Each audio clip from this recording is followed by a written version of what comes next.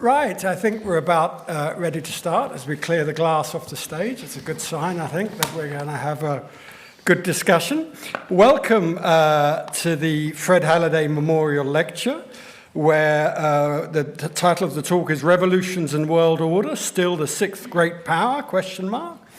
I'm lucky enough, honoured enough, to be the chair tonight. I'm Toby and I teach in the International Relations Department. I'm flanked on either side by George Lawson and Jasmine Gani, who I'll introduce more fully in a minute.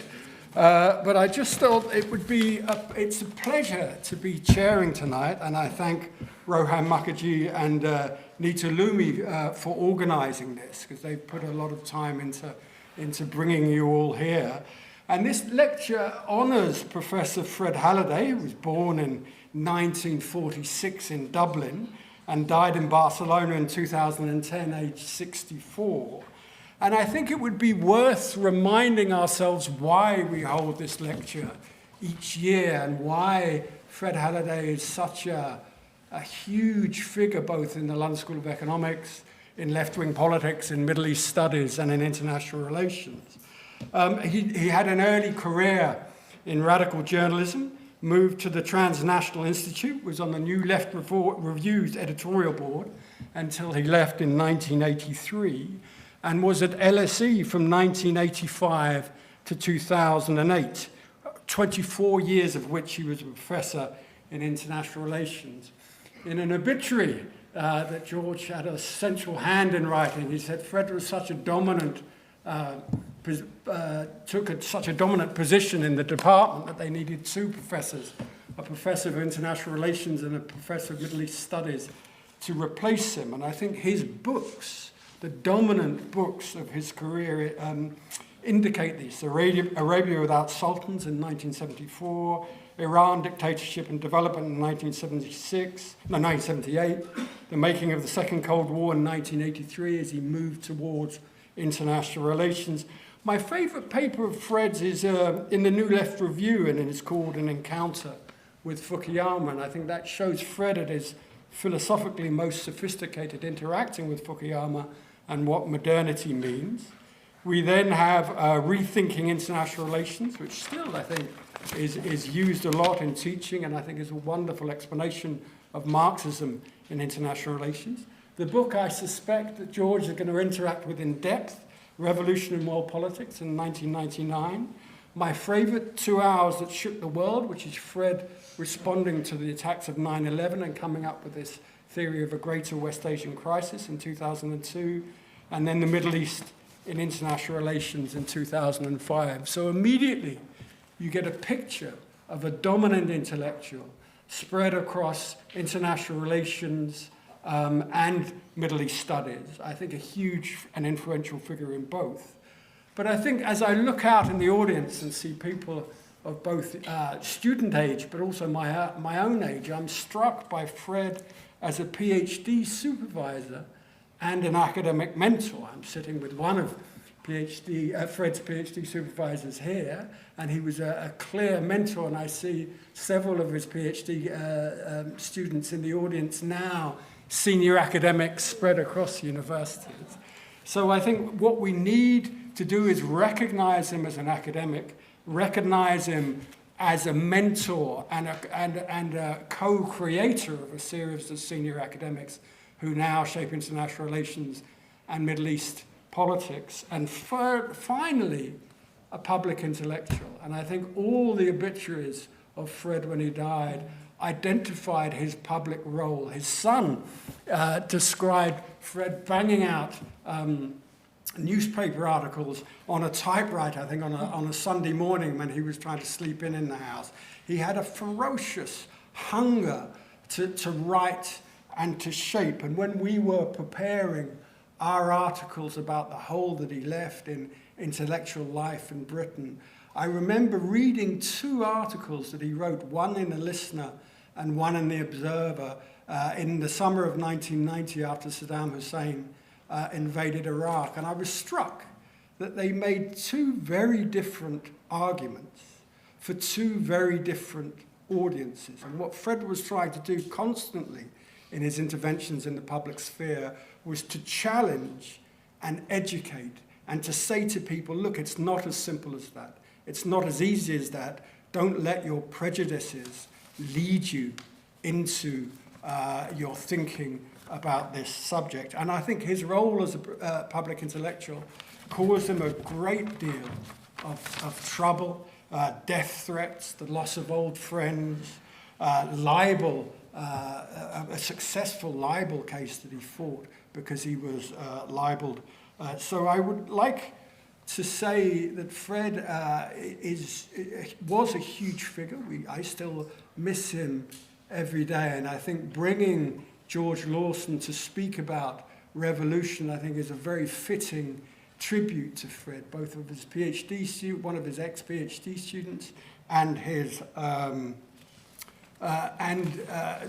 doing work that pushes on the intellectual legacy that Fred left. So George is a professor of international relations at the Australian National University, works on the interface between global historical sociology, history, and theory. He's written Negotiated Revolutions, a book in 2005, Anatomies of Revolutions, Cambridge 2019, my own favourite, Global Transformations, written with Barry Bazan, that was published in 2015, and the most recently on revolution, unruly politics in the contemporary world. George will speak for 45 minutes, and then Dr. Jasmine Gani, recently appointed in the International Relations Department at LSE, but having taught for many years in the International Relations Department at St Andrews, will then speak for 15 minutes afterwards in response. We'll then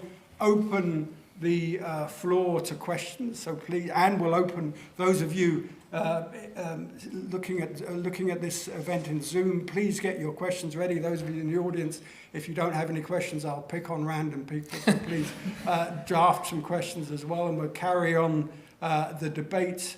So without further ado, please welcome George Lawson, who's flown all the way from Australia to give this lecture. Let's listen to him for 45 minutes speaking on revolution. Thank you.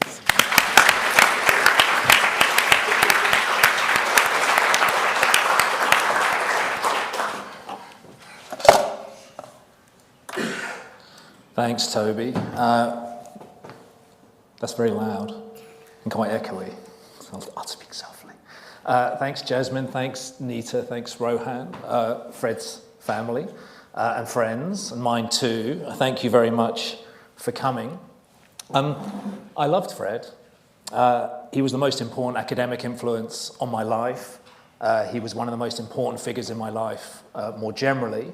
A mentor in the true sense of the word, a trusted advisor to a younger person. I'm not young anymore. I probably wasn't then, but I felt it. But I do still feel deep bonds of personal and professional comradeship to Fred.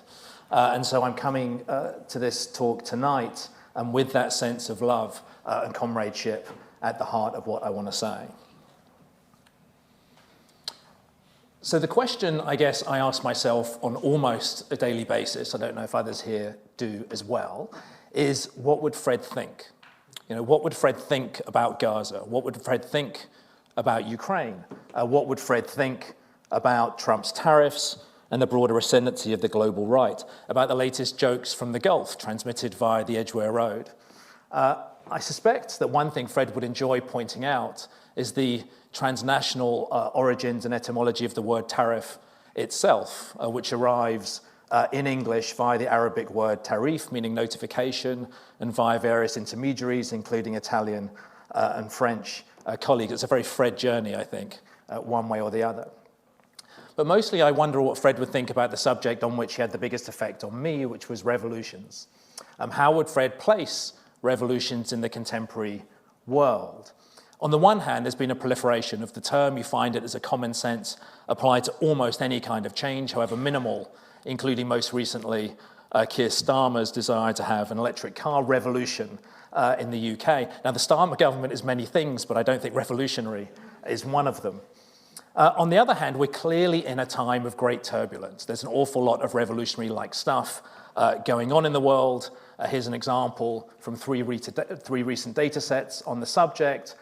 where you can see, and I'll get to this in a moment, quite different understandings of what revolution is or what revolutionary-like episodes are, but nevertheless, at least in the Bissinger most conservative take on the subject, 58 revolutionary episodes in the 15 years after 2000, and nearly 3 times that many in the Chenoweth and Shea database. So what we have is clearly, on the one hand, some kind of proliferation of the term, some type of hollowing out of the term, and yet, at the other hand, a lot of revolutionary, unruly politics going on in the world in a substantive sense. So even as we live in these unruly, turbulent times, we seem to be losing a clear sense of what revolution is. And this evening I want to think through these issues with you and ask whether, as Fred and before him Karl Marx argued, revolution should be seen as the 6th great power of the contemporary world.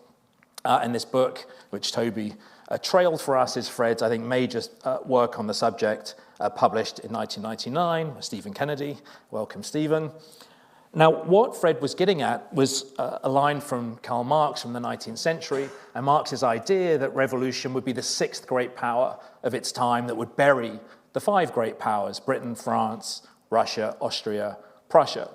Now, we know Marx was wrong about that, and you'll notice with the subtitle of Fred's book is The Rise and Fall of the 6th great power. So Fred himself seems to think that what the promise of the revolutionary dreams of the 19th and 20th centuries had come unstuck as we moved towards the late 20th century.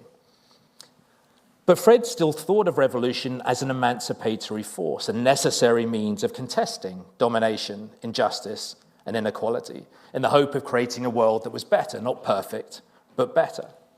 So my question is, what forms does revolution take in the contemporary world? Can we still see it as the 6th great power or potential 6th great power? What potential do unruly politics and revolutionary politics have today, even as we seem to find it both everywhere and then simultaneously nowhere? So I'm going to start my search in an unusual place. This is The Castle, an Australian film released in 1997 in which the lead character, Daryl Carrigan, played by Michael Caton, he's the guy in the moustache, periodically tells one of his children that the price of an object they're thinking of buying is too high. So in response to the seller's demand, Daryl tells his sons, tell him he's dreaming. You can see I've picked up the accent. That was my Australian accent for those who were wondering. So despite Daryl's incredulity, lots of these objects actually appear at some points, often in background, in the film itself. There's a pulpit, there's a pair of jousting sticks, there's all sorts of games you can play to try and find these objects that apparently his sons have been dreaming about buying. So my point of starting here is to note that dreams are sometimes made real. And this is never more apparent than in revolutions, when what appears to be impossible in the morning becomes possible by lunchtime, becomes probable in the afternoon, and then inevitable come evening time. There's this compression of revolutionary time. So to paraphrase Oscar Wilde, revolutions are the realization of utopias. But at first glance, the contemporary world doesn't seem ripe for utopian thinking. I think we more commonly think about the contemporary world as full of various forms of crisis, and here I've highlighted 4. I want to get on to the protest part of this, so I'm going to just summarize a couple of lines from these points of crisis. The first is that they're clearly interlinked, that, for example, the global right has a certain way of understanding and practicing militarism, which we're seeing most damagingly, but not only in Gaza. The notion of a 21st century capitalism with its concentration on platforms is itself in the notion of the sovereign individual that underlines 21st century capitalism, which we associate with figures like Elon Musk and Peter Thiel and others, is itself a product and constitutive of the global right, which again has a particular way of either denying or seeking some type of technological workaround when it comes to the climate emergency. So the first point is that these are interlinked. The second one is that in many ways, the global right and its way of understanding crisis, constituting, perpetuating crisis, is the dominant trope of our times. They are winning. And I think they're winning for 2 reasons. They're winning both actually because they're winning power, whether it's electorally or by other means. But perhaps most importantly, they're winning because they're shaping the terms of political debate even when they're not in power. Hence the defensive reactive response to left and centre-left parties when they come into power, as I think we've seen in this country, but also in Australia and presumably also in Canada in years to come. So what I really want to just point out here is this notion of generalized, interlinked crisis with a hegemonic global right at its core as setting the parameters for how we might understand the rise in protest or this significance of unruly politics that we see in the contemporary world. There's interlinked crises that are themselves accelerating, intensifying, and synchronizing. So to put this most simply, crisis today appears to be everything, everywhere, all at once. So Polycrises is, I think, the starting point for how we might understand the contemporary global conjuncture and how we might understand the rise of protest. But where are we if we think historically about the type of protest that we're in, but also the amount of protest that we're seeing around the world? One point of comparison is to see it as the equivalent of the first couple of decades of the 20th century, with both the constitutional revolutions that we saw in Iran, one of Fred's favorite countries, both to study and to visit and to understand. In 1905, that period between 1905 and 1911, that saw this wave of constitutional revolutions in many parts of West Asia and the broader world. Or is this period following the Bolshevik seizure of power in October 1917 and the revolutions that we saw, or general sense of turbulence that we saw both in Europe and Asia and further afield during that period as well? So taking Mark Bissinger's understanding of revolution, which if you remember from that initial slide was one of the more conservative takes on contemporary revolution, we have an average of around 4 new revolutionary episodes every year between 2000 and 2019, and at any one time an average of around 30 revolutionary episodes taking place around the world. So you have actual experiences of revolutionary protest, but you also have a much wider sense of revolutionary rhetoric. So as I'll go on to discuss in a little while, various militant Salafist groups, including Hayat Tahrir al-Sham that's taken power in Syria late last year, all the way from them to progressive social movements like the movement for Black Lives around the world, also takes on the mantle and the rhetoric of revolution. So there's this spreading of the idea of revolution between groups that we might understand on the far right and those that we might understand on the left. So alongside lots of practice of unruly politics and revolutionary politics is this spread of revolutionary rhetoric. So on the one hand, of course, maybe it's not surprising that this moment of polycrisis is met by these multiple forms of protest. If you think about one well-known expert on the subject, Mao Zedong, he's said to have put it, of course, that everything under heaven is in utter chaos, the situation is excellent. But to bring Mao's insight down to earth, I think we can maybe speak of 2 craters, dual craters, as Eric Hobsbawm would have it, of contemporary polyprotest. The massive protest, anti-war protest that accompanied the invasion of Iraq in 2003, and then those equally huge protests that followed the financial crisis of 2007-8. I think what those protests spoke to was both the depletion in the material and symbolic capital of many Western states, a loss of confidence in various projects that the financial crisis and the war in Iraq represented. But they also generated, I think, a new coalition, a new set of actors that were mobilizing from below. And it's what Donna Della Porta called the pauperization of the working class and the proletarianization of the middle class.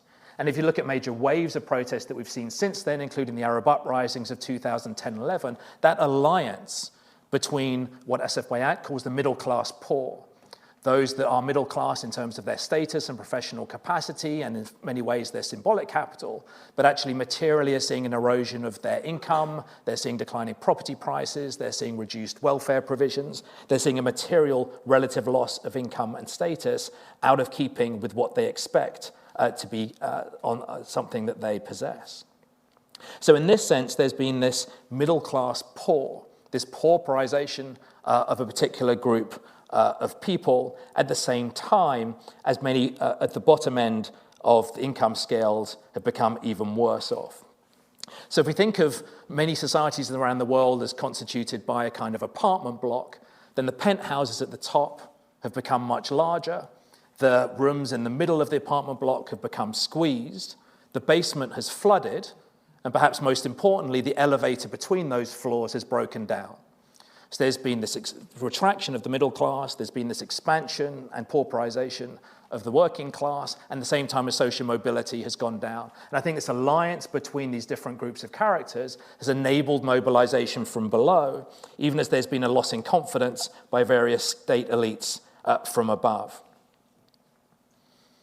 Now, this speaks back to other forms of grassroots mobilization, such as the World Social Forum and the alter-globalization movement of the earlier 20th century.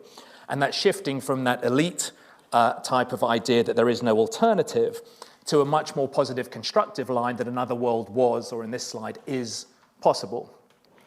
Now, I'm a little hesitant to bring up these movements in this setting, given Fred's explicit hostility towards them. And I'll read out an example of this.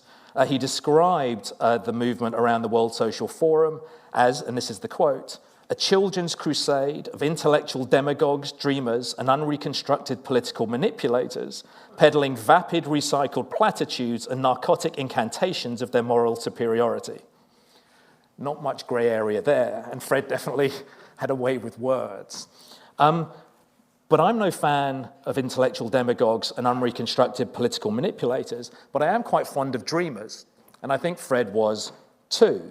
As he puts it towards the end of the 1999 book, Revolution and World Politics, dreaming, the aspiration to a better world and the imagination thereof, is a necessary part of the human condition. So I think what Fred favored was borrowing from Eric Olin Wright, real or realistic or concrete utopias.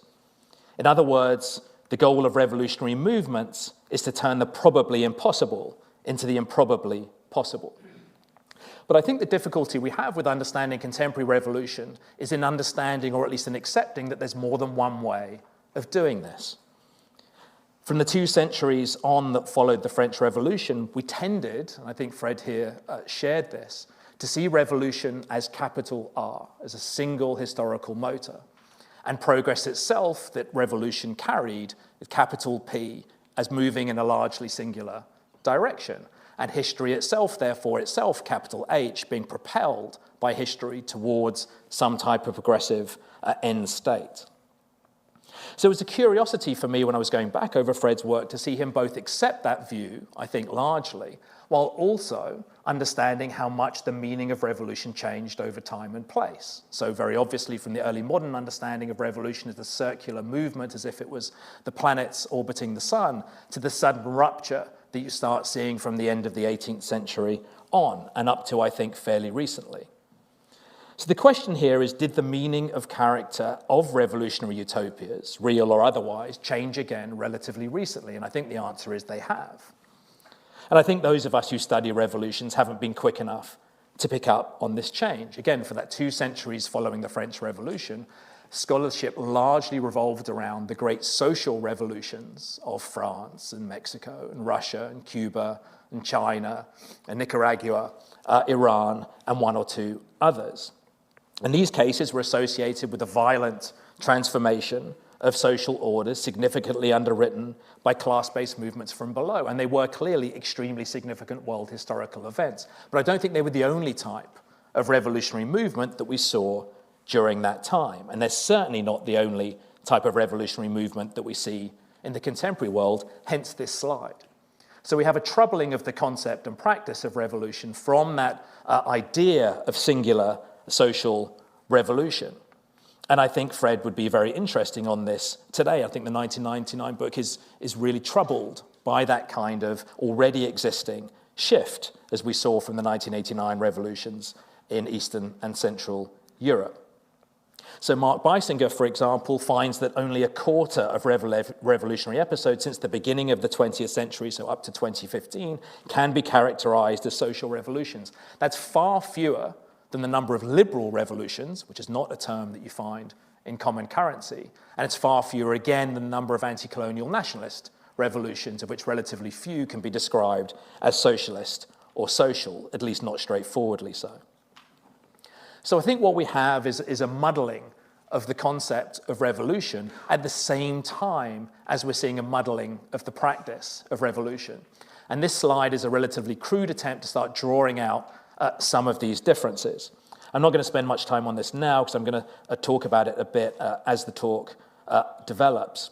But I do want to point out the way in which both types of revolution are so bound up with the practice of revolution itself. I think revolution is relatively unusual in the sense that the practitioners of revolution are also the theorists of revolution, whether it's going back to Marx and Engels, or then Lenin and Trotsky and Luxemburg and Kollontai, whether we're thinking about Mao and Castro, Fanon or Ortega, Sankara, Khomeini, Comandante Romana, and others. They're not just people who practice revolution, they also theorize it. They're making sense of the context in which they find themselves and developing a revolutionary practice that makes sense of the world that they see around them, and they're seeking to radically change. So the idea here is that we can't see revolution as a concept that's somehow removed or abstracted, let alone fetishized, operating in some kind of suprasensible realm above history and practice, but an idea that itself is forged through history and practice. And if that's the case, then it makes sense that, of course, it must change according to the times that it finds itself, including our contemporary era of polycrisis. This is my working definition then in terms of where we might start thinking about a more open, dynamic, adaptive idea of revolution. So not wanting to swallow revolution into any type of just unruly politics, but think about its relative autonomy, but only its relative autonomy from other forms of protest. So it's not elite-driven change, which can sometimes be extremely dramatic and radical, going back to the Meiji Restoration or China since its opening up since 1978, or various Gulf states and their extremely rapid autocratic modernization. It's got to be quick enough that it can't just be a couple of centuries of parliamentary reform. I think forcibly overthrow rather than violent overthrow. We'll come back to that in a minute or two, but something extra constitutional, not just bound up in a particular legal order, however radical that might be shaken up. That attempt, so not just success stories, but many more examples of attempted revolution rather than just success stories. And then this idea that you're actually trying to transform everything. At least that's the idea. You may not do it, but it's not just something that's either a particular type of nationalization or redistribution regime on the one hand, or a particular political order or legal regime on the other, or even something content with thinking about everyday practices of various kinds, but something that's trying to do it all. That's my start for thinking about how we might understand revolution. And then I want to highlight three particular forms that I think that type of revolution can help us think about in the contemporary world. The first is people power. So this is, I think, the preeminent form of revolution in the contemporary world. Erica Chenoweth says that the first 2 decades of the 21st century saw more unarmed people power revolutionary campaigns than the whole of the 20th century. And then in Bissinger's recent study, that data set that I've been referring to, he says that 8 out of 10 movements since the end of the Cold War have been people power movements.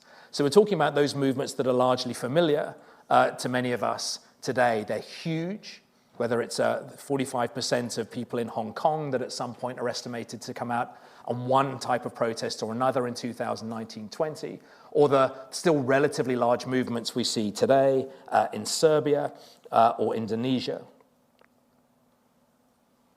So the heritage here goes back to some of those dates that I've mentioned already in passing, whether it's the East Central European people power uprisings in 1989, the Philippine revolution against Marcos in 86, the Carnation Revolution in Portugal in 74, the global, if preeminently, Euro-Atlantic movement in 1968. So this is, I think, the preeminent form of revolution in the contemporary world, but it's one that appears to be becoming less successful. And I want to talk a little bit about why that's the case in a few minutes.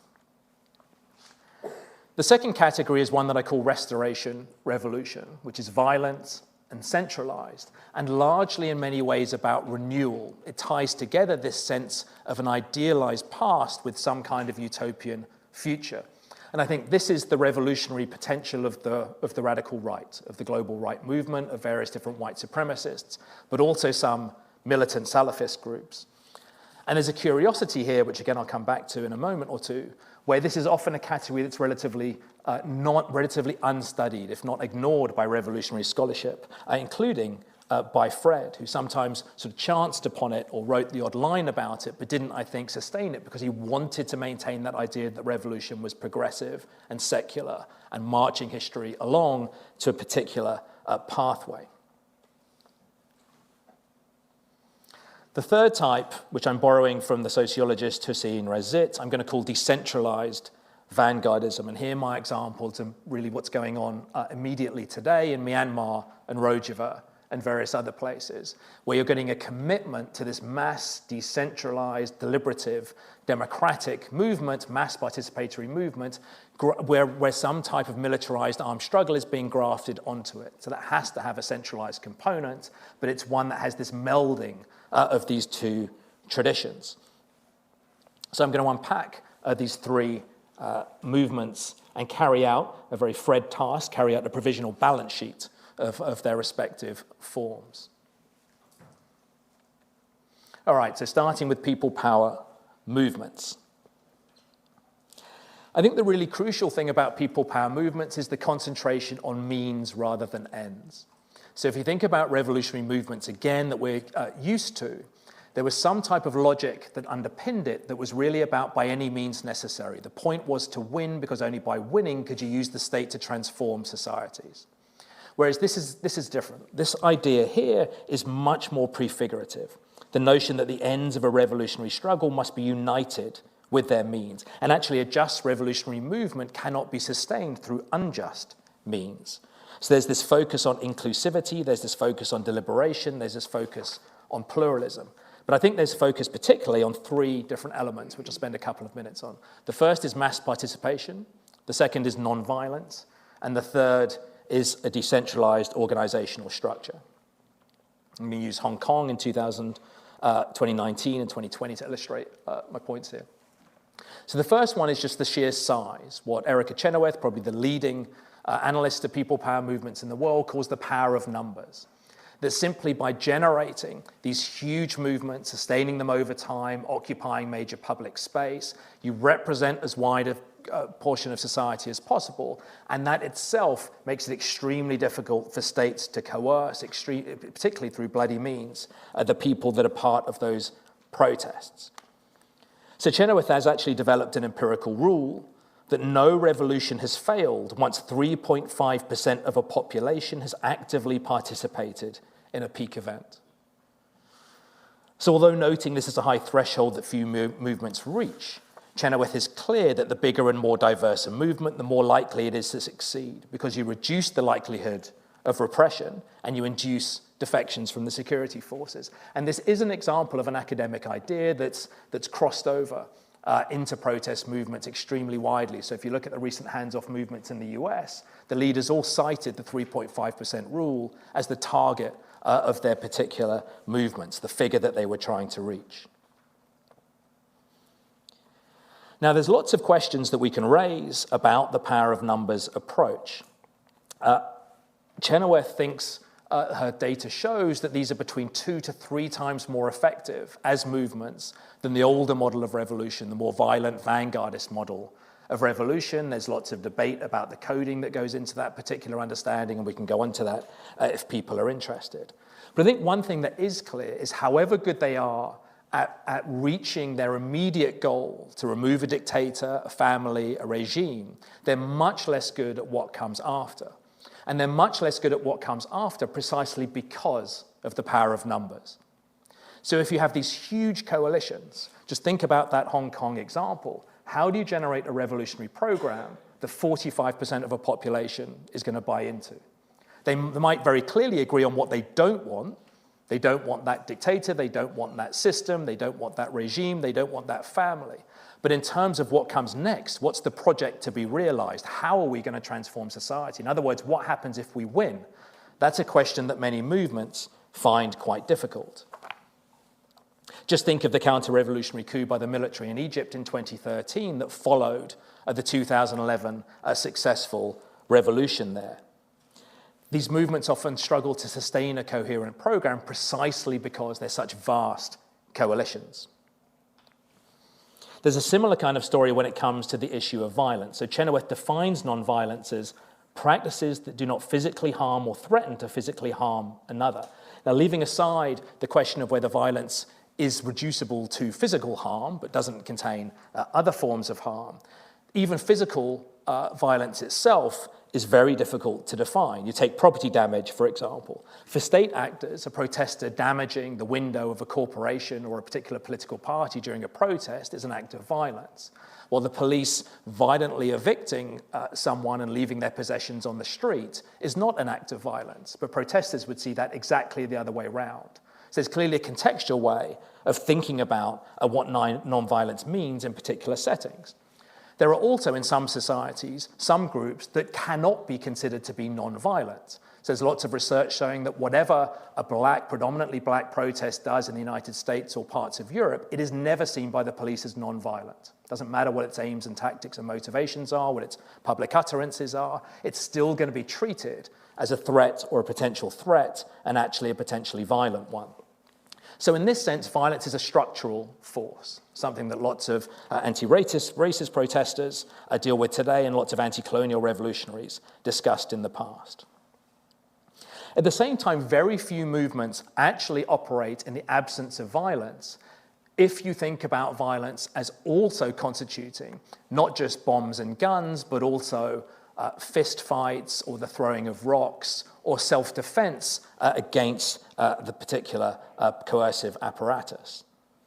So following Charles Tilly, it actually might be more useful to think not in terms of non-violence and violence, but in terms of armed and unarmed, where armed is guns and bombs, unarmed is people that don't use guns and bombs, but are willing to use various forms of violence to defend themselves against this type of incursion, in the case of Hong Kong, tear gas and rubber bullets. So these events are violent but unarmed, and there's increasing amounts of research that I find convincing, including by Neil Ketchley and Ali Kadiva, that says that most movements are actually violent but unarmed. And if that's right, then that binary on which much of the people power type of understandings rest, the binary between violence and non-violence, actually breaks down. It actually breaks down quite meaningfully and quite sharply.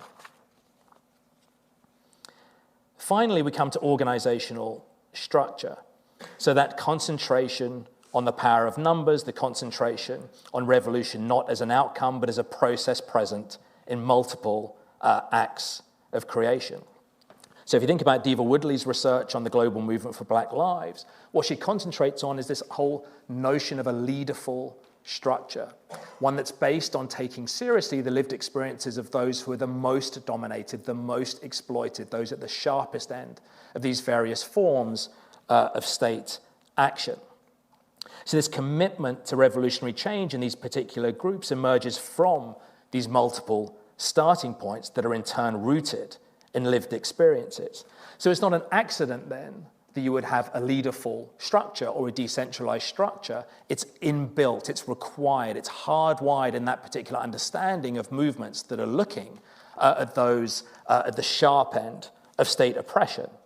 And at the same time, the particular organizational form these movements take is itself seen as a revolutionary act. By sharing understanding, sharing connections, sharing relationships, by making connections of various kinds, you're in the process reimagining political possibilities. You're carrying out a utopianism of process, a utopianism of means, as you're actually carrying out the political struggle itself. So there's an ethical reason to actually be decentralized and leaderful, at the same time as you might have a tactical rationale for being leaderful and dispersed, that you don't get the police concentrating on particular individuals, in this case, Joshua Wong, who people will probably know from the Hong Kong protests. He's been active for well over a decade there and spent much of his time since then in jail as a result. So the idea is that you might remove the leaders of particular movements, but the movement itself will persist because it's not something that is only a product of particular leaders or a particular vanguard. The decentralization is not just an ethical choice, it's also a tactical one. So some of these issues around means ends, around non-violence, around effectiveness are alive in contemporary movements themselves. But there's one or two others I wanted to mention as a way of just moving us on, but also bringing Fred back into the conversation. One is that for all of the goals of these movements to be relatively flat, horizontalist, decentralized, deliberative, and so on, you're never going to completely erode particularly hierarchies, of which gender is an obvious example. Think of the violence against women in Tahrir Square in 2011, the fact that even in people power movements, women are still much more likely to be the symbolic head rather than the actual leaderful characters that actually take part in these movements, and the way in which, somewhat depressingly in these movements, even when they succeed, the aspirations to a far more emancipatory gender space becomes one in which women are pushed back into various forms of subjugation in the post-revolutionary period. The second issue these movements face is what we call the moderation curse. That because you're not attempting to seize power, because you don't have a single project that's then going to be instituted if you win, then you allow a space for old regime networks and deep states to re-establish themselves. There's no attempt to fully dismantle the old social order, and although all revolutions struggle with a degree of continuity with the old regime, there's an extreme version of this in people power movements, where there's a greater continuity between the old and the new, and hence a great disappointment very often in the post-revolutionary regime that you see. So all revolutions disappoint, but some disappoint more than others. And the way in which the Marcos family is back in power in the Philippines from 2022 is an indication of that, as is the way in which Central and Eastern European publics have turned to populism in many ways out of a disappointment with the post-1980 regimes to fundamentally transform their societies. Then we have those last couple of issues, the state and the international. So why have these movements become less successful in recent years? Now, a lot of the scholarship on these movements, including by Erica Chenoweth and her team, looks at the movements themselves, that says they're no longer fully non-violent in terms of their discipline, and that's a problem because it legitimizes state oppression.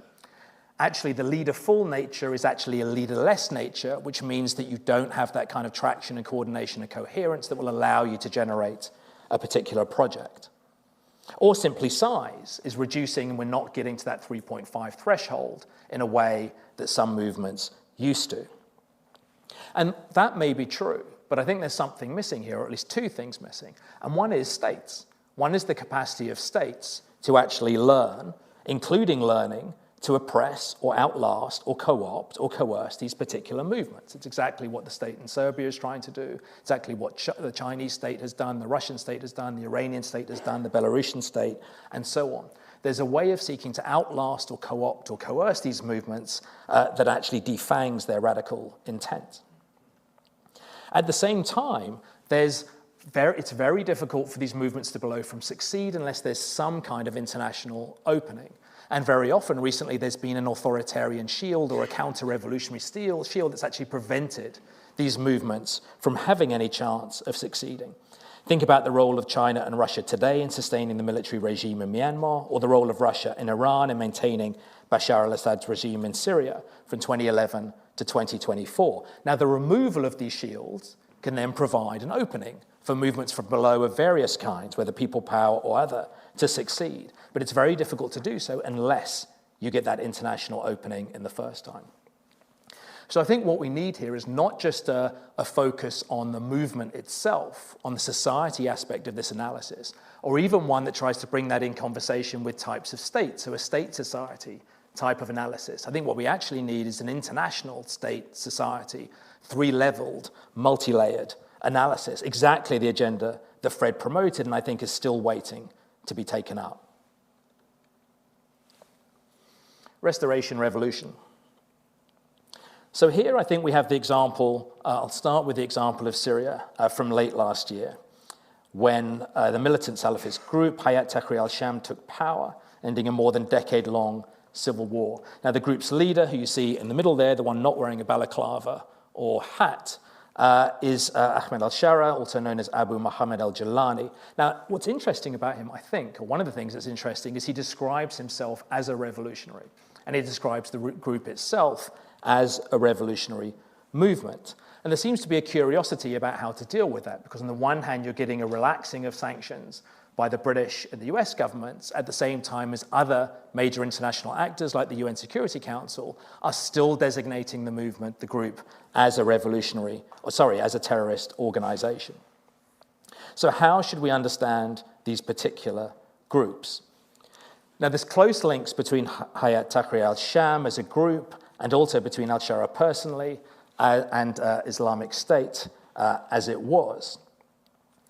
Now, the claim that al-Shara is making is that the group has been Syrianized. We're now interested in revolution in one country. There's no longer this attempt to reconstruct the particular region or the wider geography that militant Salafists operate within.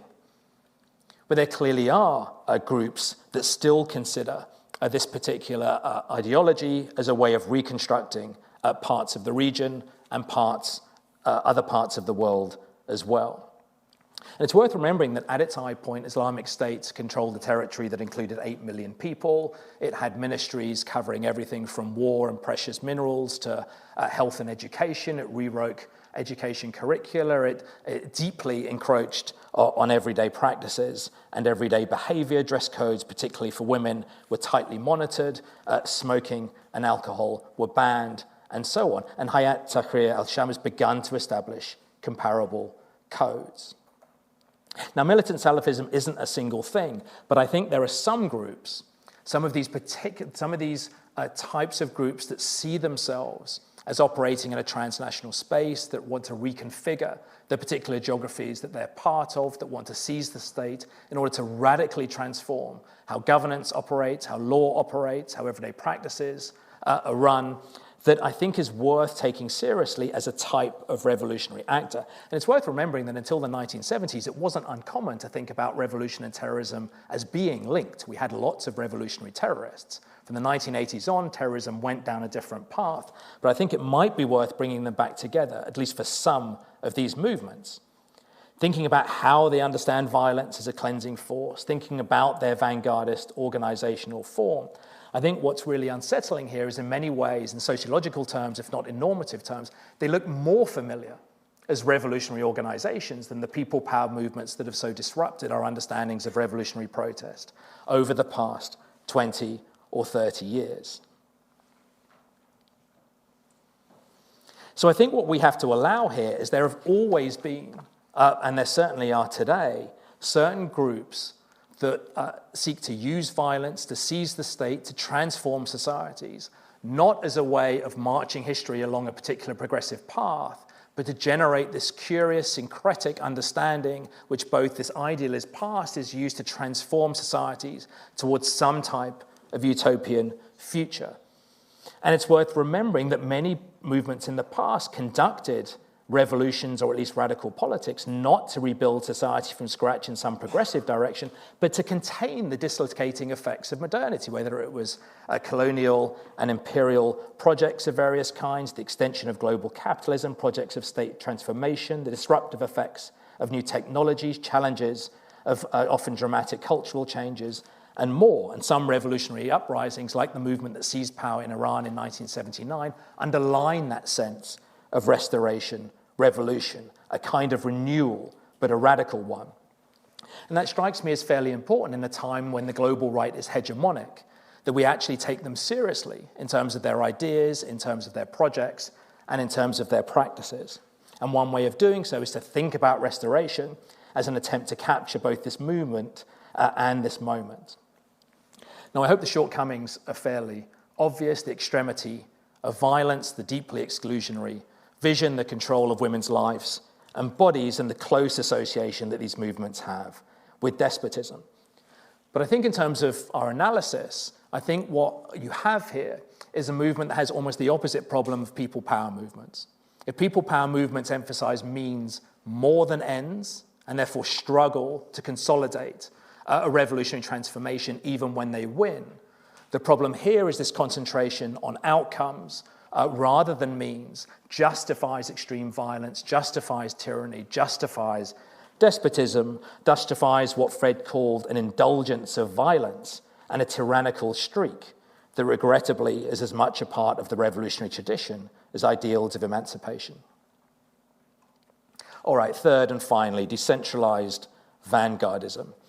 movements that combine a commitment to horizontalism, to democratic deliberation, to decentralization, along with an acceptance of the need, depending on context, for armed struggle. Now, again, I think there are roots to this particular idea. I would highlight Rosa Luxemburg, the early 20th century German socialist, and her critique of the Bolshevik revolution, and I'll give you a couple of quotes. Luxemburg, she says that socialism cannot be something for which a ready-made formula lies complete in the pocket of the Revolutionary Party. She goes on, socialism should only be and can only be a historical product, born out of the school of its own experiences, in the course of its realization, a result of the development of living history.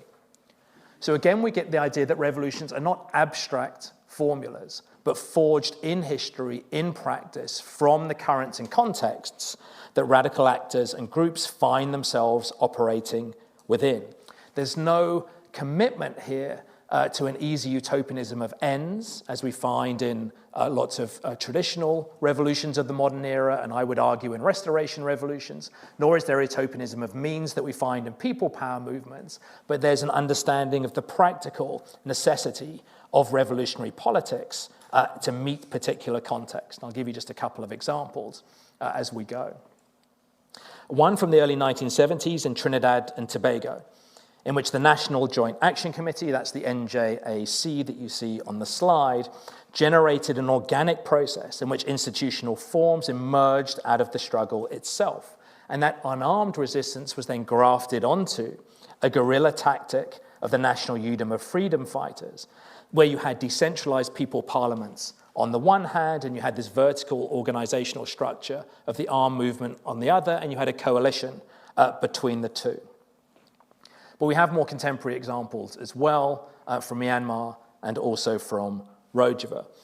In Myanmar, you have both a decentralized, deliberative, horizontalist, unarmed civil disobedience movement, which is dominant amongst many parts of the youth, particularly in the major cities, but is an umbrella movement alongside armed groups, some of which have been fighting the state for over half a century.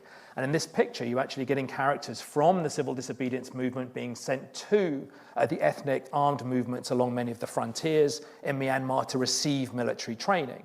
And at the moment, there's a kind of armed stalemate between the two groups, but one that seemed highly unlikely only a year or two ago.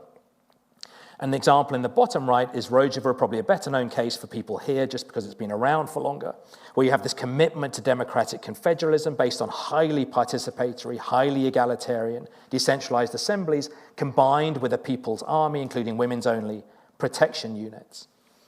So you're getting these blended movements, these hybrid movements emerging from melding traditions together, as has always been the case in revolutionary practice, but that we haven't always been quick enough or smart enough or aware enough to actually study and move with. It's revolutionary practice that, if you like, has gone ahead of revolutionary theory. So that brings us to today. So the last section of Fred's book in 1999 is titled The Permanence of Unrest. And Fred highlights the ways in which people will always mobilize the radical rejection of the given, true enough, and ongoing examples of butchery, of forced starvation and terror today in Gaza demonstrate all too starkly the need to keep radically rejecting the given. What I think the role of the revolutionary movement does in these type of conditions is to ground people's experiences, to ground their understandings and practices of domination and exploitation and justice in human action. If people think that the causes of oppression are divined by God based on some type of natural selection, based on gender or race or colony, if they're bound to fail in the face of overwhelming regime force, then you're likely to accept the conditions of your subjugation. But if you can ground these conditions in a particular ruler or regime or state, in historical conditions rather than something natural and innate, then perhaps, just perhaps, something can be done about it. So revolutionary utopias here become a means through which the dominated, the exploited, the excluded, and the dispossessed conceive themselves to be part of struggles that aren't just righteous, that's the utopian bit, but also achievable, that's the real or realistic or concrete bit. And it's the grafting together of the real and the utopian that I think both highlights why unrest is permanent, but also why it takes these different forms across time and place. So today, as I've tried to outline, I think unruly politics is virtually everywhere. The age of polycrisis really is also an age of polyprotest. And trying to make sense of the ways in which polyprotest forms in contemporary world politics, I've tried to highlight three main currents. And I think these are likely to coexist for some time to come. As Fred acknowledged at the end of that 1999 book, revolutions are always unfinished. And that doesn't mean that they represent the sixth great power of contemporary world politics any more than they represented or could bury the five great powers of the 20th or 19th centuries. And there's a curiosity that the three major powers of the contemporary world, with apologies to India for the moment, of the United States, China, and Russia, are themselves revolutionary states. But I think there's no real attempt by contemporary revolutions to become great powers along those lines. But that doesn't mean that there isn't revolutionary schemas and practices around the world today.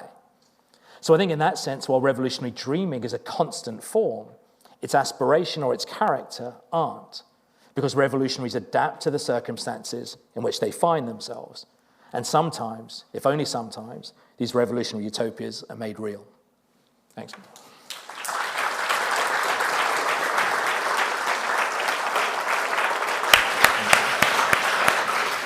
That was superb, as we expected. And now Jasmine has the daunting task of speaking and summing up and critiquing and putting her own stamp on the evening. Here or at the podium? I'll sit here, it's okay. fine, yeah. Thanks, Toby. Thanks very much. Thank you, Nita. Thank you, Rohan, for inviting me to be a discussant. As one of Fred Halliday's last doctoral students, it's an honor for me to be able to celebrate him and his work in this way. I think that makes us academic siblings. And especially thank you, George, for your excellent lecture. It's thought-provoking and timely in its own right, but also it's a wonderful tribute to Fred's legacy.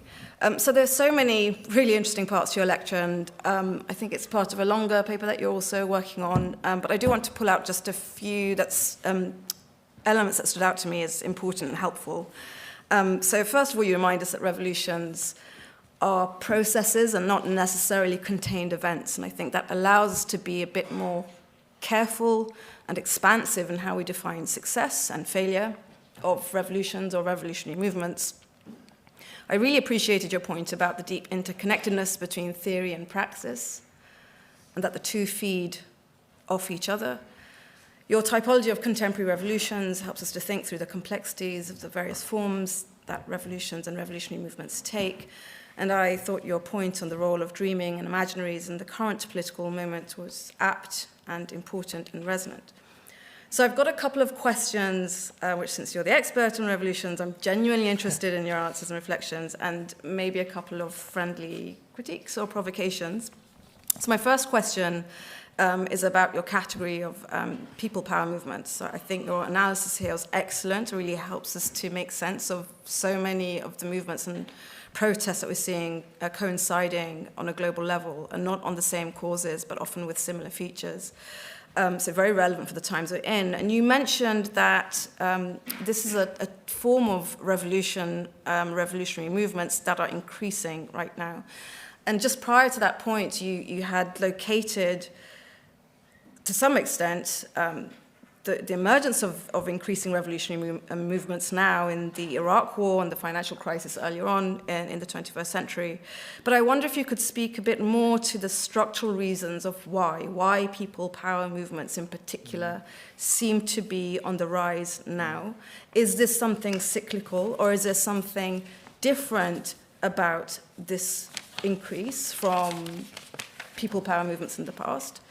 And you've mentioned a lot about class in your talk, of course, given how closely associated it's been with revolutions. You did mention gender, you mentioned race. But I wonder, what do we make of age, right? So is there something generational about the increase of people power movements that we're seeing now. Right, so my second point is which revolutions get remembered? And how does that shape scholarship on revolutions, including your own? So I was lucky to read your paper beforehand. So I took the opportunity to do a search in your talk for the word France in relation to the French Revolution. It comes up 5 times. I did a search of Russia in the context of the Russian Revolution, and it comes up 5 times. And I did a search for China in the search of revolution, and it comes up 4 times. I mean, you mentioned these countries in other contexts, but specifically about revolution and their revolutionary past. The Haitian Revolution was mentioned 0 times in your talk. Now, this isn't a critique of about Eurocentrism, because you provide a plethora of non-Western examples of revolution in your talk.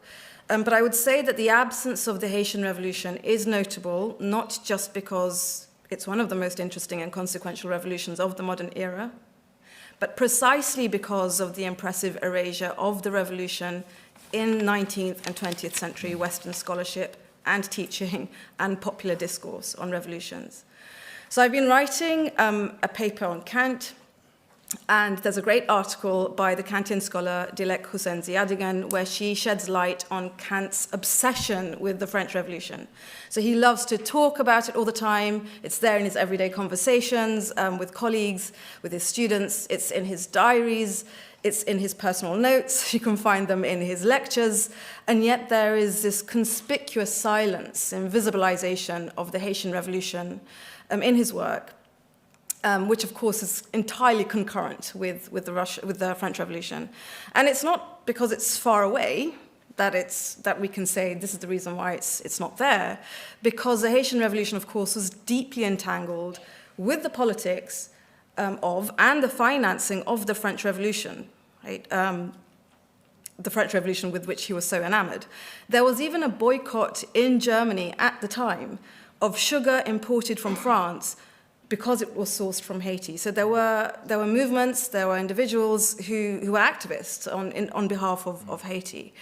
So there was a very active discussion about the dualities that these 2 concurrent revolutions threw up, and yet it's entirely missing from Kant's work. And this is somebody who spoke about and wrote about everything.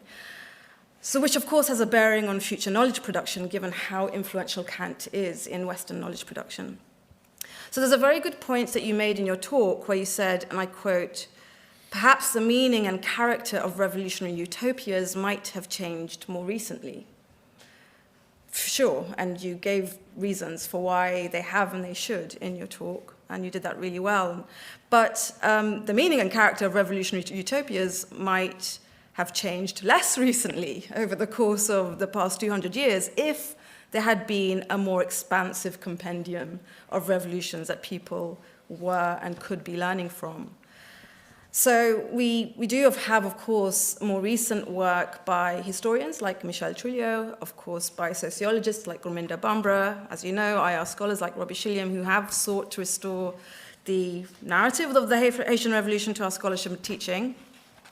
So it's increasing our awareness of it. And I don't just want to make this about the Haitian Revolution, but to go back to my original question then, why do some revolutions get forgotten? And what causes other revolutions to be remembered? And how might that affect both our knowledge production, but also contemporary practical repertoires of revolution? Okay, so that's my second point. So on to my third point. So I really enjoyed the denouement of your talk where you spoke about utopias. But I wonder if your binary between unrealistic and realistic utopias is in itself unrealistic, right? And couched in something inadvertently normative. So abolition movements during the transatlantic slave trade, the history of indigenous resistance, the civil rights movements, the Palestinian intifadas, these are all examples of, to quote your category, people, power, mass movements.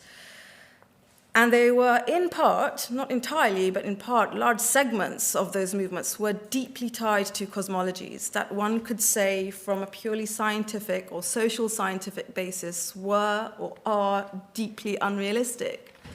actually the cosmologies and the utopias they produced were in fact meant to be unrealistic. And I remember going to see a Smithsonian exhibition of indigenous and African American art from the 20th century about 5 years ago in Washington, D.C. Incredibly moving exhibition. But they all connected their physical and temporal emancipation with spiritual emancipation and the unseen. This was the common theme through all of the works of art. And some of them were from the early 20th century, some of them from the mid, and some of them from later. In contrast, looking at your definitions of revolutions, your typology, cosmology or religion, however we want to define it, was pretty much confined to that middle category of restoration revolution. Right? And I don't think that you were saying it's not present in the other categories, but where it was present was in that section. And that section was cast with a gentle, I think, but also liberal disapproval, right? The restoration revolutions. I don't think you're being overly normative, but I noticed that through the categories of people power and the decentralized vanguardism, though they were flawed and you acknowledge those flaws, they're still sort of centered around democratic ideals, rational concerns, whereas the groups in that middle category of restoration revolutions were all a bit unsavory, right? But that's where, if you're going to locate cosmologies and religions, you could locate them. So all of that is to say, I wonder if you could be a bit more embracing of unrealistic utopias and recognize the role that they play in sometimes sustaining realistic utopias. And not just for the unsavories in restoration revolutions, but for your other two categories as well. Because otherwise, I think we lose something from our understanding of the plurality of revolutionary movements and also the profundity of what mobilizes some of those movements. Okay, so and then my final point is to return to your great and crucial recognition that theory and praxis are deeply intertwined, and indeed thinkers are revolutionaries and vice versa. I think this is such an important point. And in some ways, we often talk about revolutionary ideas, but where do we locate those ideas? Where's the agency, right? It's from these thinkers, from the revolutionaries. And so that got me thinking about, and not to make it sound self-absorbed, we're in a university, we're academics, we're students as well, but what about the role of universities in this rising revolutionary era? Firstly, can revolutionary thought emerge from intellectuals in the university? Or if there are revolutionary intellectuals in the university, are they always necessarily a product of praxis outside of the university, right? Not limited by the constraints and the cooptation, the neoliberalization that comes with the university. And what does that also mean for what I see is an increased reassertion of the binary, I'd say constructed, perhaps a false binary, between the intellectual and the activist. So I've noticed, I don't like the term activist, I just put that out there, but since it exists in binary to the intellectual, yeah, let's use it.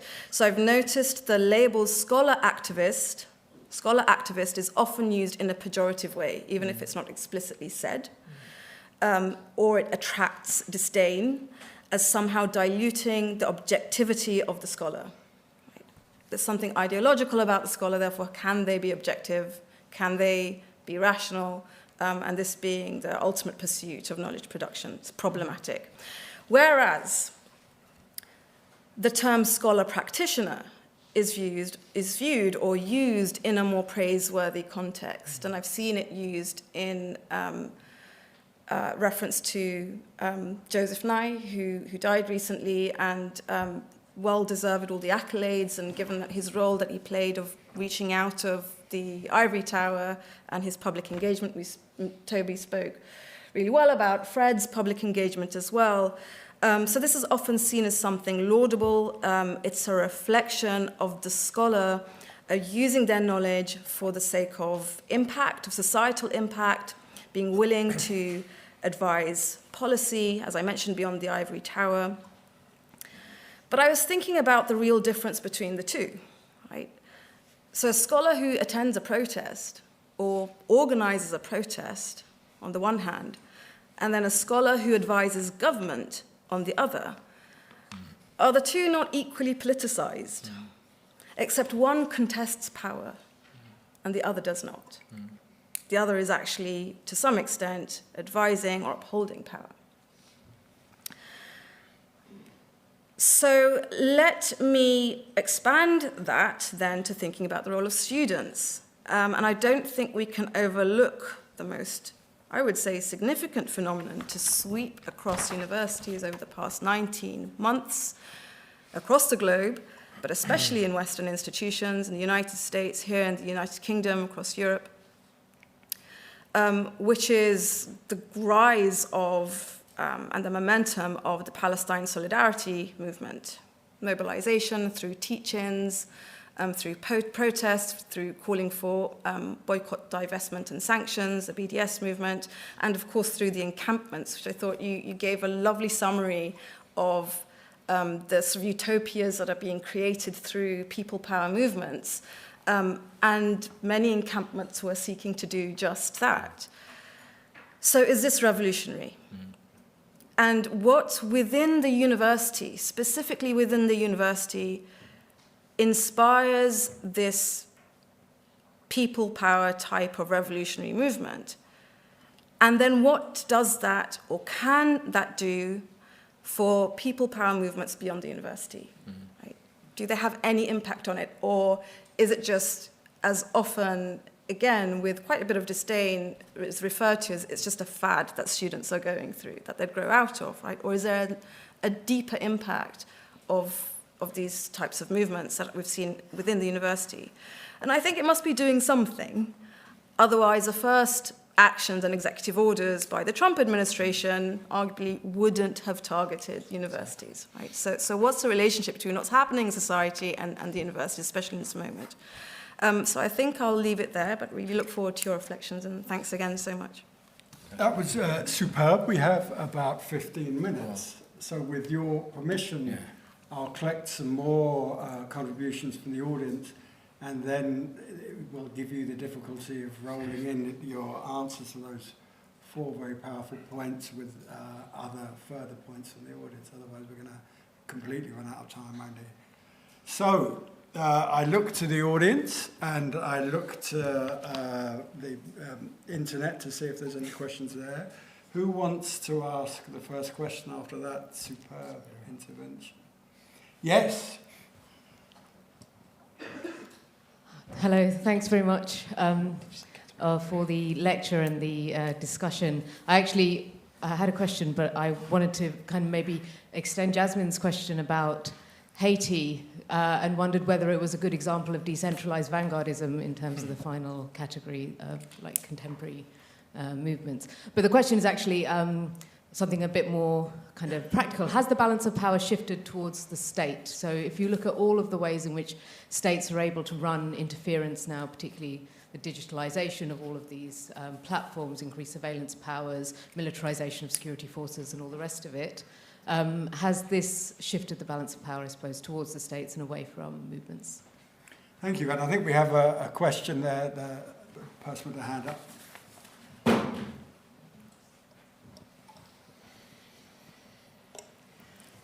Thank you, George. I wanted to ask or comment on the definition of revolution, which seems to me you have broadened quite considerably.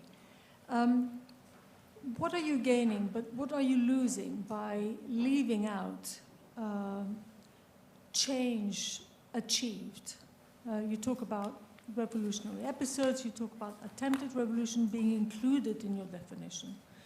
That means that if the movement, whatever it is, has failed, it is also included in that definition. And it seems to me that there is a loss there.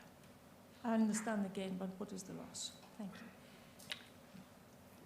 Right. Some more questions? What do we let? Yes. Down at the front here. Hi. Thank you for the great lecture and the discussions. My question is set in the context of the literature ratings, the international relations of the Middle East, which obviously Fred integrated his thoughts of revolutions. And into the microphone so people can... My question is set slightly in the context of the literature of the international relations of the Middle East, which obviously Fred integrated his thoughts about the Iranian Revolution and so on.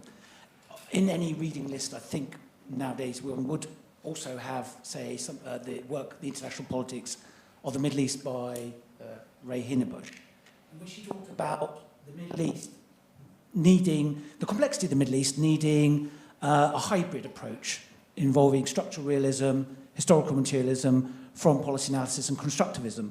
And my thoughts on this is, in Fred's focus on historical materialism, so historical structures and so on, what role do you feel he assigned to constructivists? Or when we think about revolutions, especially, for example, the Arab revolutions, Arab uprising in 2011, one of the trends in the literature was in a sense, a predominant trend to some extent, was that notion of an authoritarian stability. And yet it was perhaps, the butterfly effect, if you want to call it, of the social media, of of a fruit seller in Tunis going through and overturning. So in a sense, my question is, did Fred underestimate the potential role of constructivism in his analysis of revolutions, the way that thought structures and so on, and what weight do you assign to that theoretical perspective? Thank you. And the final question in the corner there before giving it back to George and asking him to deal with all this. Can you guys hear me? Cool. Yeah. So I come from Georgia, and just above Georgia, I think everyone knows, is Chechnya. And after the First and Second Chechen Wars, we had quite a bit of a power struggle from Sufi leadership and Salafist groups.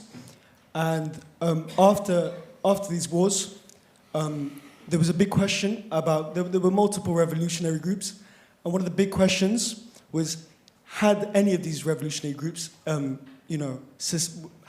they been sustained without Russian, oppression, which this is not just specific to Chechen groups, but actually all over the world. We find that a lot of revolutionary groups do face sanctions and oppressions from other countries. So my main question is, when you have something that is restorative as a main focus in the revolution, how does one change? So when they get into power, they lose the inertia from the revolution. How does one change that so there is progress instead of just power? If that makes sense. Right, George, I'll leave the floor to you and a few brief questions, but also I'm going to. Couple of your own. No, I'm carrying the image of Joe Nye compared to Fred Halliday as two different activists, one inside the state and one outside the state. But I'll leave it to you. Thanks, Toby. Yeah, my pleasure. Thanks, Jasmine. Thanks, everyone. I'll just crack on, shall I, and just see how we go. In terms of the people power movements that you started from, Jasmine, where did they come from and why do they have the traction? I think there's a couple of different things. I mean, the one is they were learning from what happened to modern revolutions and the tendency to turn into some form of authoritarianism. So there was a very deliberate anti-version of that. You look at the Central Eastern European dissidents, you can find that very clearly in their writing, the sense to which that by any means necessary, the ends justifies the means logic can so often end up in despotism and tyranny. But the second thing I think, and this gets to your point of which get remembered and which doesn't, is there was a current of people power movements that was there. We just didn't spend much time concentrating on them because they weren't the preeminent current, or they didn't seem revolutionary enough in terms of that particular historical period. So you can trace it back to various anti-colonial struggles. I mean, the great hero of people power movements is Gandhi, after all. So that current of people power movements, whether it had that normative stream through radical civil rights protest and then various forms of revolutionary or at least radical eruptions, was there. It was just the non-dominant strand of revolutionary practice. I think that what was new about the contemporary version was that although I think that ethical normative dimension was there, I think it developed this strategic logic. It developed a it works. So that line from Erica Chenoweth that it's 2 to 3 times more effective than other forms of revolutionary protest was something that clearly, if you're a group in Georgia or you're a group in Syria or you're a group in Kenya or wherever it might be, then that is an idea that makes sense. And it is, on the face of it, a very powerful one, which is what do you do in asymmetrical protest when you're faced with a state that's armed to the teeth and maybe learning from other states around it that what it should do is hold steady and fire on its own people. It doesn't make much sense to pick up a gun because it just allows them to mow you down that much more easily. So the idea was that it makes sense strategically to not play by the rules of your adversary and to make it at least hard for them to coerce you. They can't throw everyone in jail.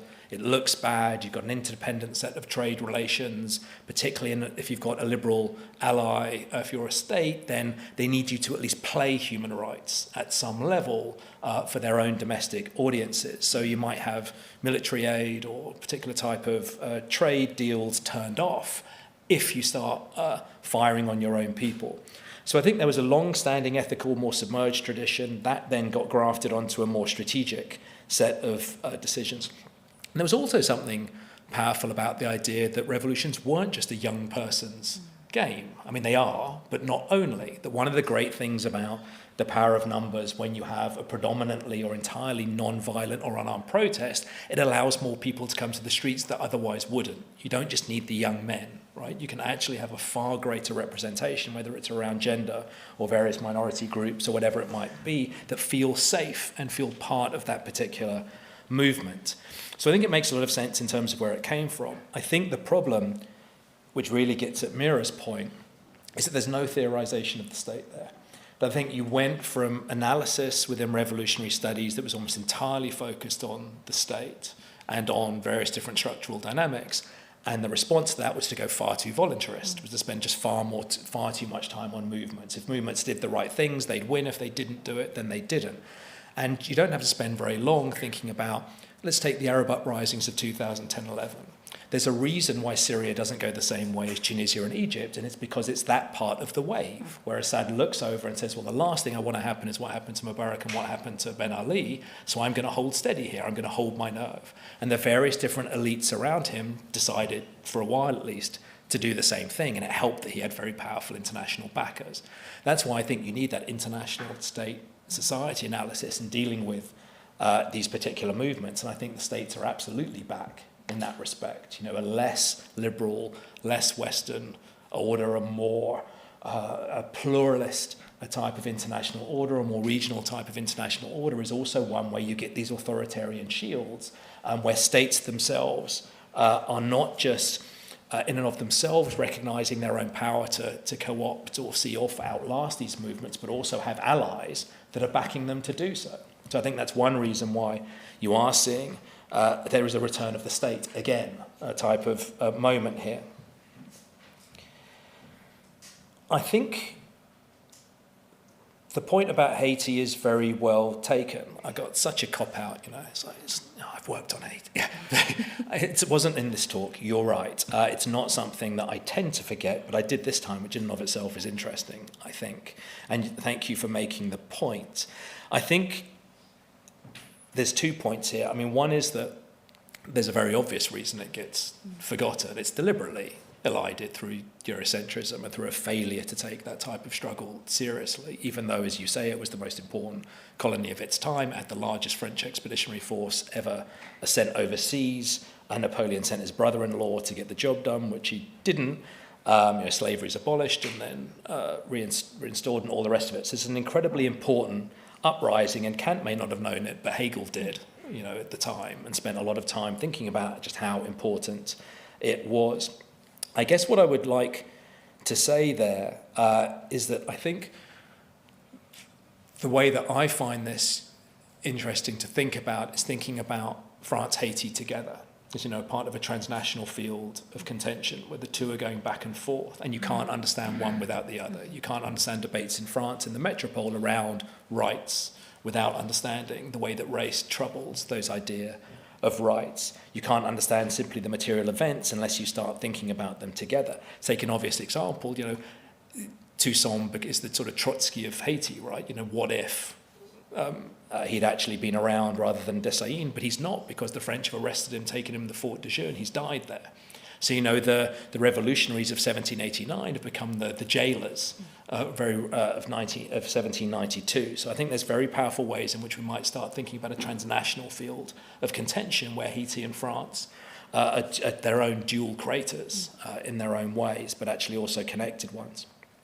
I think your point about unreal utopias in my own binary is very powerful. The way that actually unreal dreams make space for real utopias. I think that's just a fantastic point, which I take very well. I think that's why Fred thought he didn't like the World Social Forum and related movements at the time. He thought they were unreal, and he thought that therefore they were going to make things worse for actual existing revolutionary politics. I don't think that's right for two reasons. One, for the reason you lay out, that actually those unreal utopian visions can themselves provide a space within a broader field of praxis for different types of radical politics to emerge. But also because they weren't unrealistic in many ways. In many ways, they were the ones who were adapting to the circumstances in which they found themselves and trying to generate new coalitions that made sense of the way power was moving in the world and within particular states. In terms of universities or particular spaces, I still think for exactly the reasons you ended up with, universities are dangerous spaces. I think the global right recognises that very well. That project in the US, the project in Australia to defang universities, to remove them from funding, to require all sorts of conditionalities to still be supported by the state, is a global project, and it's one where the right has recognised its own gravediggers, or at least potential gravediggers. I still think your point about it's okay to be a practitioner but not to be an activist is a really, really powerful one. And Erica Chenoweth is an interesting example, because Erica Chenoweth is, after all, based in the same school as Joe Nye, right? She's based in Harvard, she's based in the Kennedy School. And I think it wasn't easy to appoint her, but she was a kind of safe radical in some ways in terms of how she works, partly because methodologically she works within normal political science. In many ways she acts in a certain normal political science way, even as she clearly is bringing a particular type of normativity and activism to her intellectual work. So I think on the one hand, it's a point very well taken and speaks to our times that we don't recognise those roles as equivalent, but in many ways see one as legitimate and one not. But in terms of the student part of it, I think the encampments are a fantastic example. The other very everyday way, but powerful way, is to teach this stuff. I've just finished a course on contemporary unruly politics, where the task of students at the end is to design your own unruly movement. So here you have various examples. Let's see what you do.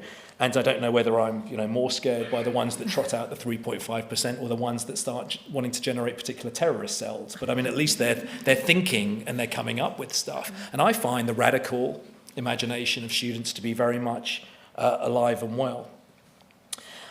Final couple of things. So, Katerina, in terms of what you lose, I don't think you lose very much. You do lose a degree of specificity, but that notion of you only know after the fact what a revolution is so difficult to assess in the first place. How much change is enough, and when do you start counting?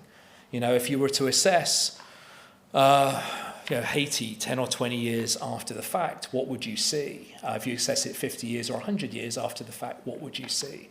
You see a lot of continuity, you see all sorts of ways in which the movement itself has been co-opted, and you see some of the promise of the revolutionaries there. So that kind of mixed scene is itself pretty difficult to start saying when is a sufficient amount of transformation there that we're going to call this a capital R revolution. This is enough. We've got it.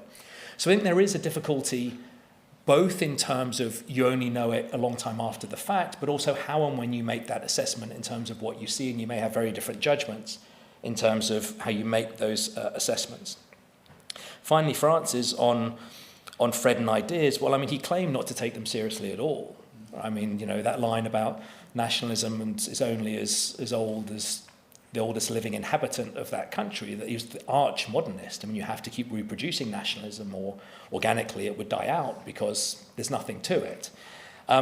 I actually read the book, the 2005 book, when I was a research student here, and one of my critiques of it was you're not taking ideas seriously enough, because at least people think that even if you don't think they are, the people themselves think they're serious and they're doing something on that basis. And it strikes me as someone who spent so much time on revolutions probably should really take ideas and revolutionary ideas seriously. But I think he was so determined in that book, this is where I think the analysis of the Middle Eastern revolutions comes apart, that the Middle East was like other regions in terms of the importance of power, of states, of materiality, rather than religiosity and unreason and irrationality, that therefore there was something that saw him as an arch-materialist, an arch-modernist in that book, even more so than he was elsewhere.